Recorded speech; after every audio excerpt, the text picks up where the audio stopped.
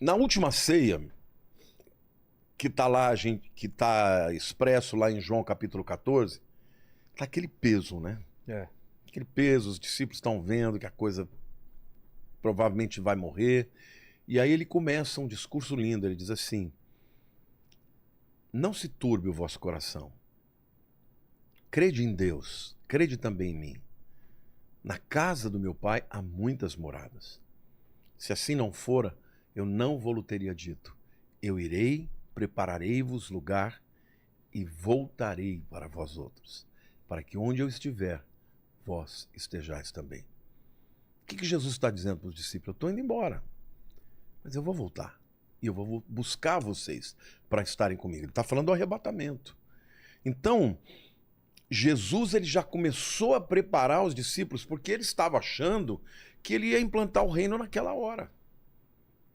Né? No sermão de Mateus 24, eles estão primeiro lá na região do templo, né? E os discípulos olhando aquela coisa maravilhosa, e eles falaram: nossa, Jesus, que construção maravilhosa, né? E Jesus falou: pois é, não vai ficar pedra sobre pedra que não seja derrubada. Ele está profetizando o que aconteceria mais ou menos uns 37 anos depois. Porque em 70 depois de Cristo vieram os romanos e destruíram o templo. Só que aí eles falam: mas como assim? Quais são os sinais que hão de ser da tua vinda? Porque ele já está ali falando para eles que ele vai embora. Aí ele começa a dar os sinais. E na hora que ele começa a dar os sinais, ele fala de sinais da natureza, ele fala de sinais geopolíticos, de guerra contra guerra, ele fala de apostasia, de engano. Cuidado, vede que ninguém vos engane, porque virão muitos em meu nome dizendo eu sou o Cristo.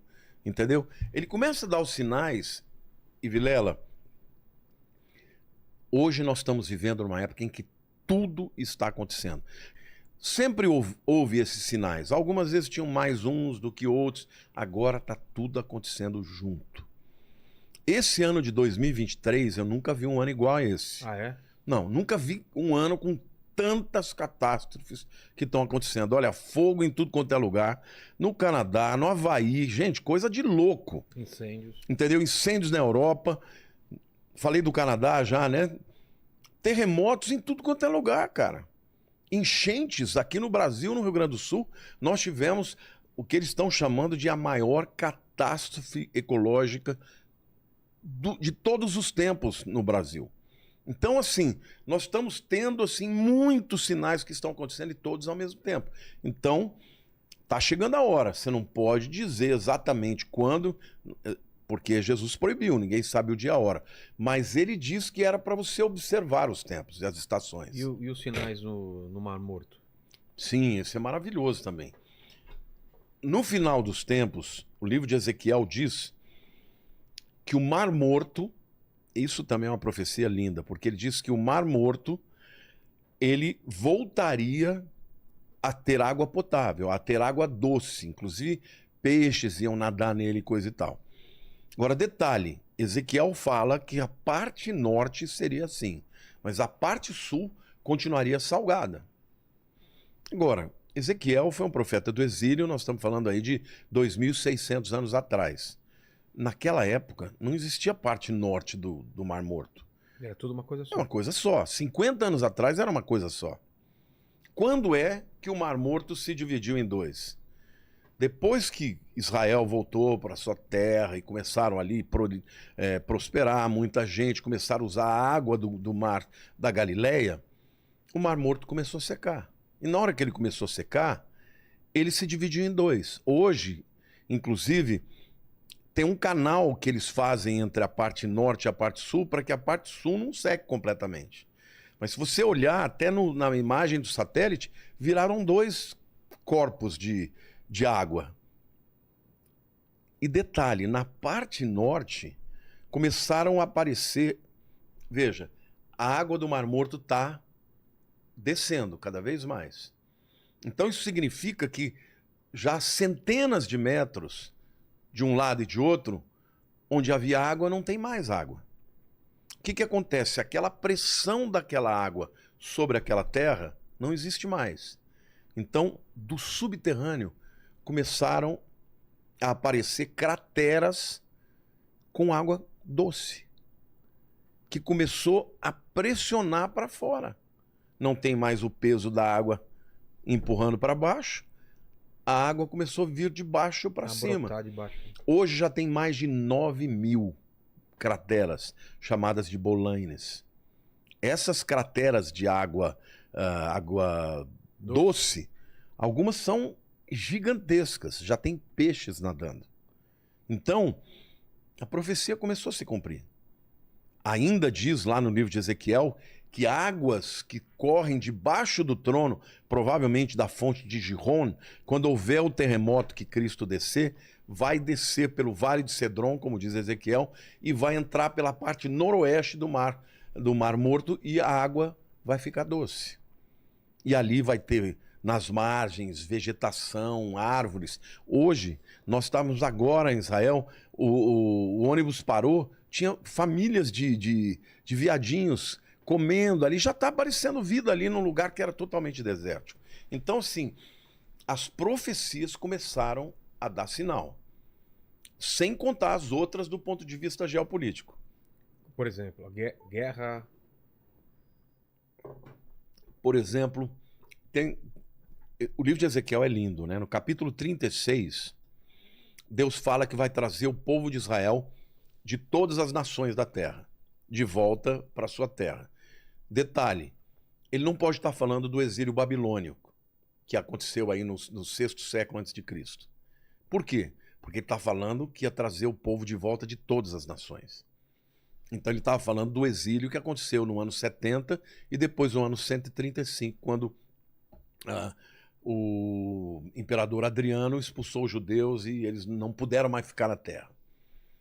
Deus está falando, eu vou trazer o povo judeu de todas as terras de volta para minha terra. E eles nunca mais vão sair de lá. Então, em 1948, se cumpriu essa profecia. Muita gente dava risada, dizendo, impossível, isso nunca vai acontecer. 37, Ezequiel tem a visão do vale de ossos secos.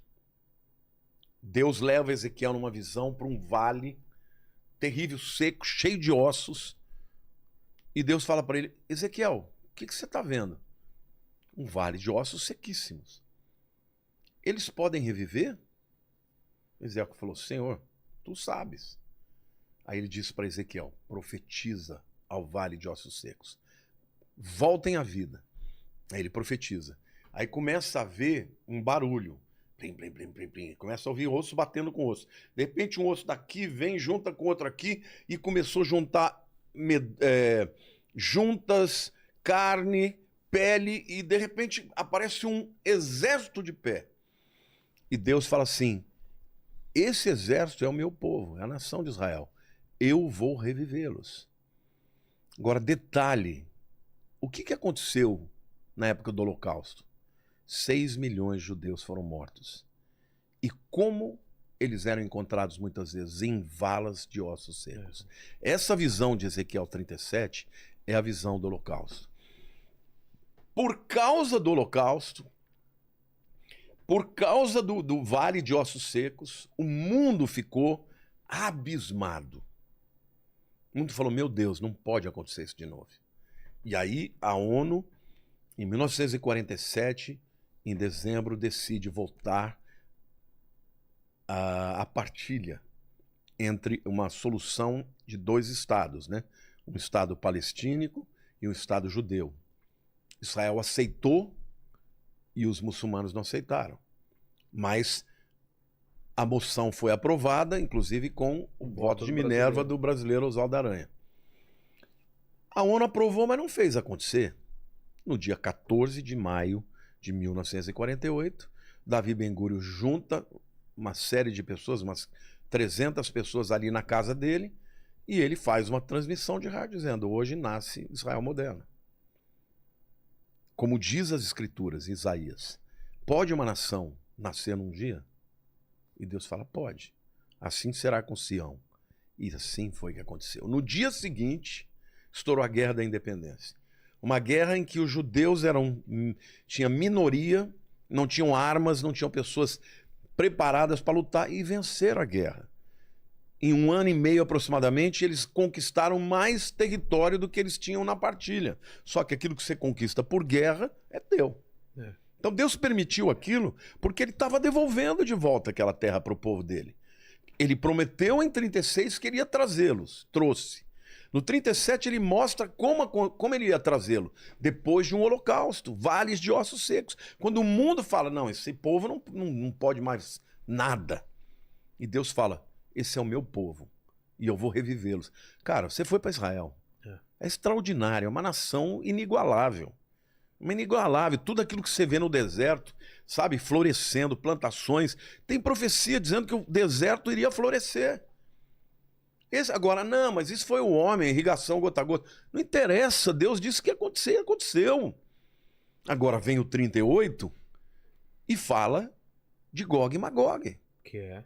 Que é, se você pega lá, todas aquelas nações que virão contra Israel, que vão atacar Israel, são as nações que estão aí. Gog, Magog é Rússia. Pérsia é Irã. Então tá tudo ali. Turquia, Rússia. A China também ou não? China não está lá, embora alguns afirmem que Magog também é China. Império do Leste, alguma coisa assim, não tem alguma coisa? Isso é no Apocalipse, é outra coisa. Tá. Mas essa guerra de Gog e Magog é uma coisa tão extraordinária, porque se pegar o Flávio Joséfo, ele fala que os Magogians são os sítios. Quem são os sítios? Ou citas, como está na Bíblia? É o povo das estepes, é a Rússia. Então, quando você pega... Eu tenho um vídeo no YouTube, se alguém quiser, tiver interesse de ver quem é, porque lá eu falo cada um daqueles nomes diferentes, eu mostro historicamente quem é. Entendi. Entendeu? Todas as nações que estão lá e que a Bíblia diz que vão invadir Israel são aliadas hoje. E contra Israel. Agora, detalhe, Vilela. Detalhe. No tempo em que Ezequiel escreveu, quem foi o povo que permitiu que Israel voltasse da Babilônia? Foram os persas. Ciro, o grande Ciro, imperador persa, foi ele que destruiu a Babilônia e foi ele que permitiu que o povo judeu voltasse. Então ele é um grande aliado. Só que esse Ezequiel, quando ele profetiza para o que vai acontecer no futuro, ele diz que os persas serão inimigos. E quem é o maior inimigo hoje do Irã? Desculpe, de Israel. Irã. É o Irã, não tem outro inimigo. Agora, alguém vai dizer, não, mas hoje o Putin está fazendo acordo com Israel. Agora. Tem até um amigo que é judeu, né, que um colega, nem o conheço pessoalmente, mas é uma pessoa que me segue, diz que gosta muito de mim. Um dia ele me questionou. Ele falou, escuta, mas o Putin está fazendo acordo com Israel, tá tendo uma boa relação. Eu falei, meu amigo, eu não estou dizendo que é o Putin, eu sei quando vai ser. Eu só estou dizendo que em algum momento você pode ter certeza que a Rússia vai se voltar contra Israel e vai invadir, juntamente com todas essas nações. Aí eu até falei, assista o meu vídeo que você vai ver. Aí ele, não sei se assistiu, mas ele falou que iria ver. Então, assim, o que eu vejo do ponto de vista futurístico para Israel, eu vejo um momento em que Israel está se tornando cada vez mais, eu não diria indefeso, porque Israel é muito poderoso, né? Israel tem tecnologia, eu acredito que tem bomba atômica, eles não dizem que tem, mas todo mundo sabe que tem, né? Mas eu acredito que esse apoio econômico, esse apoio incondicional que os americanos dão para Israel, um dia vai fraquejar. Porque quem vai dar a vitória para Israel, segundo Ezequiel 38, é o próprio Deus. E vai ser uma vitória cachapante, vai ser uma vitória extraordinária. Mas isso tudo